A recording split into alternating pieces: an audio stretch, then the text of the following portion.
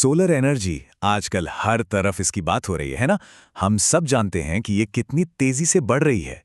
लेकिन क्या इस पूरी तरक्की की दौड़ में हम एक बहुत ही मामूली पर बेहद जरूरी चीज को नजरअंदाज कर रहे हैं? अब देखिए, सोलर पैनल हमारी छतों पर कितने आम हो गए हैं।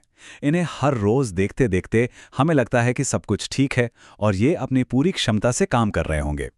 मगर एक मिनट रुकिए, क्या हो अगर इन्हें लगाते वक्त लिया गया एक छोटा सा फैसला हर रोज हमारी बहुत सारी एनर्जी को यूं ही बर्बाद कर रहा हो? और असल में यही हो रहा है।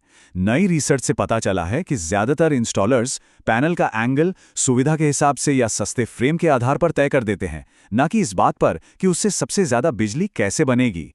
और नतीजा, हर दिन एनर्जी का नुकसान। तो चलिए इसे थोड़ा और गहराई से समझते हैं।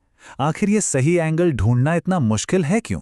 मतलब बस पैनल को सूरज की तरफ ही तो करना है ना? नहीं, असल में कहानी इससे कहीं ज्यादा पेचीदा है। देखिए, कई चीजें हैं जो इसे मुश्किल बना देती हैं। पहली बात तो ये कि गर्मियों और सर्दियों में सूरज की पोजीशन आसमान में बहुत अलग होती है।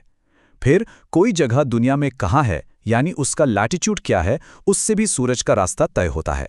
और तो और स्थानीय मौसम, जैसे बादल या बर्फ से टकराकर आने वाली रोशनी, ये सब मिलकर पूरे हिसाब किताब को और भी उलझा देते हैं। और ये जो मौसम का बदलाव है ना, ये बहुत बड़ा है। जरा इस रिसर्च वाली जगह लातविया को देखिए।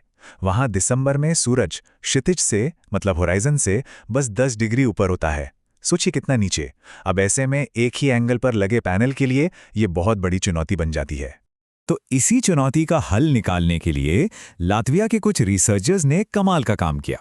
उन्होंने तय किया कि वो कंप्यूटर सिमुलेशंस पर नहीं, बल्कि असल दुनिया में इसका टेस्ट करेंगे। और इसके लिए उन्होंने अपनी ही छत को एक लैब बना दिया। ये जो तस्वीरें दिख रही हैं, ये कोई स्टॉक इमेज नहीं है। ये उसी असली एक्सपेरिमेंट की तस्वीरें हैं। इससे पता चलता है कि ये काम कितना जमीनी और भरोसेमंद था। और उनका सेटअप देखिए कितना सटीक था। उन्होंने 18 एक जैसे, मतलब आइडेंटिकल मोनोक्रिस्टलाइन पैनल्स लिए। ये काफी अच्छी क्वालिटी के पैनल्स होते हैं। और इन सब को दक्षिण की तरफ 6 अलग अलग एंगल्स पर लगाया। 0 डिग्री यानी एकदम फ्लैट से लेके 50 डिग्री तक। ये कोई हवाई बात नहीं थी, बल्कि एक बहुत ही बारीकी से प्लान किया गया एक्सपेरिमेंट था। और डेटा कैसे इकट्ठा किया गया? इस मशीन से। यह है एक डेटा लॉगर। ये हर 10 सेकंड में हर एक पैनल से कितनी बिजली बन रही है, इसका बिल्कुल सटीक हिसाब रखता था। तो मतलब डेटा की क्वालिटी पर कोई शक नहीं। तो कई महीनों तक डेटा जमा करने के बाद क्या मिला? अब कहानी का सबसे दिलचस्प हिस्सा आ रहा है। वो नतीजे जो बताते हैं कि असल में कौन सा एंगल सबसे बेस्ट था। और ये ग्राफ ये सब कुछ साफ साफ दिखा रहा है। बाईं तरफ देखिए, ये गर्मियों का एक दिन है, पावर प्रोडक्शन कितना ज्यादा है। और दाईं तरफ सर्दियों का दिन, पावर एकदम से नीचे आ गया। सिर्फ ये एक तस्वीर ही आधी से ज्यादा कहानी कह देती है। जो बात निकल कर आई वो ये थी कि गर्मियों में तो 30, 40 और 50 डिग्री वाले एंगल लगभग बराबर ही काम कर रहे थे। कोई खास फर्क नहीं था। लेकिन असली खेल हुआ सर्दियों में।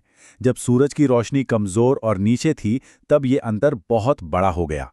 और जब पूरे 6 महीने के टोटल एनर्जी प्रोडक्शन को जोड़ा गया, तो तस्वीर पूरी तरह साफ हो गई। 40 और 50 डिग्री के एंगल वाले पैनल वो ही असली विजेता थे। और ये जीत कितनी बड़ी थी।